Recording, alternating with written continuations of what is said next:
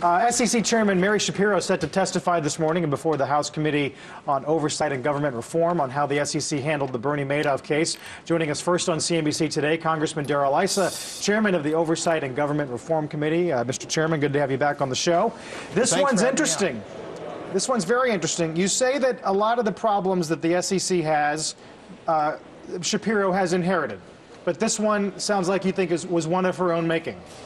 Well, it certainly seems like a self-inflicted wound. If you had your general counsel come to you, tell you that his family's estate had taken $2 million out of the Madoff fund before, back in 2005, I somehow find it hard to believe you'd say, well, go ahead and help negotiate or advocate for how they determine how much clawback there should be for entities like your family, and not disclose it. It boggles the imagination. We certainly hope that she's got an explanation, but we've talked to every expert we can find. We can't find one that can give us an explanation under what basis he should have been allowed to do this. Would the committee have known about this had it not been for Picard's suit?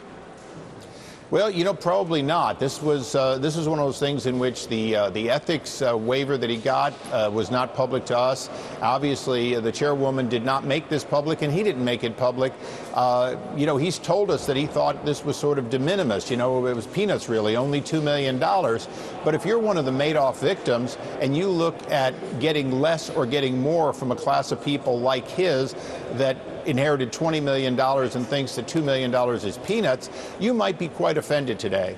How, I mean, I guess the next question then is, do you think this is illustrative of a larger problem at the SEC, or is this a contained mistake by them? Well, you know, the SEC holds all of us that sit on public company boards to a very high standard.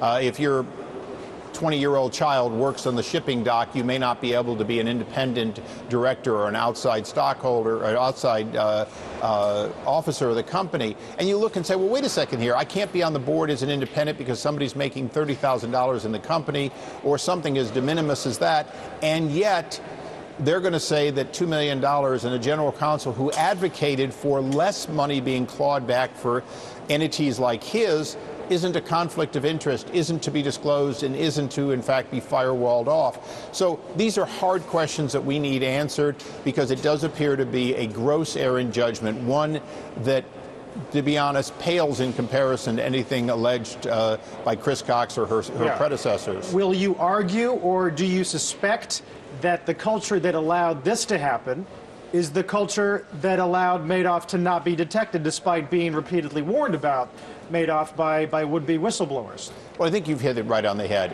When are we going to get a culture of real, if you will, indignation when they fail to perform as the SEC the way they periodically have for public companies?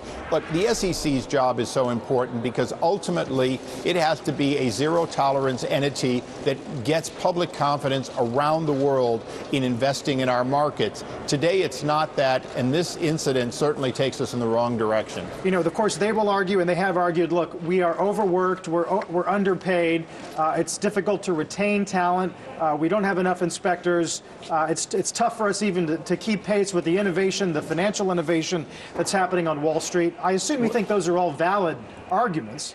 Well, they may have been, but I'll tell you, my predecessor, Tom Davis, argued successfully to lift the caps to allow people at the SEC to make more than cabinet officers, more than members of Congress. And what we found was when one of those people or more were downloading endlessly pornography while making over $200,000 a year, they tolerated that and didn't dismiss the individual quickly. So it's very clear that they want more money, but they don't want more accountability.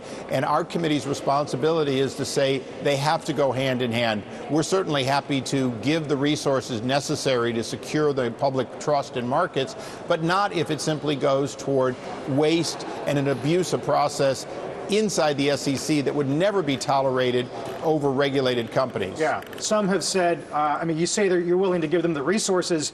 One proposal has been to let their budget be more or less open-ended, or let them retain a larger percentage of the fines that they bring in. Is that something you'd be willing to consider, not having caps on their budget? Well, there may be a revenue source, an independent revenue source that the SEC could participate in that would, if you will, be more like the Patent Office, where the money is sequestered and they effectively get to use it. But let's be very careful. Simply having them look for ways to create fines to run their budget is something that I think the American people would not at this point have trust in this agency to deal with responsible. But there's no question that a revenue source similar to how the Patent and Trademark Office works probably would be the most responsible. But it still begs the question of this independent agency has shown a lack of willingness to do its job and hold itself accountable. That has to come before they come in, as they're doing in the Senate earlier today, and argue for bigger budgets as though that was the problem. You can't look at failed entities only from a budget standpoint. Right. And certainly in the case of Becker, this is not about a budget mistake. This man inherited $20 million and was not willing to disclose that some of it came from Madoff, and that clearly he should not have had a hand in determining how the calculation of what his family would have to pay back should have been.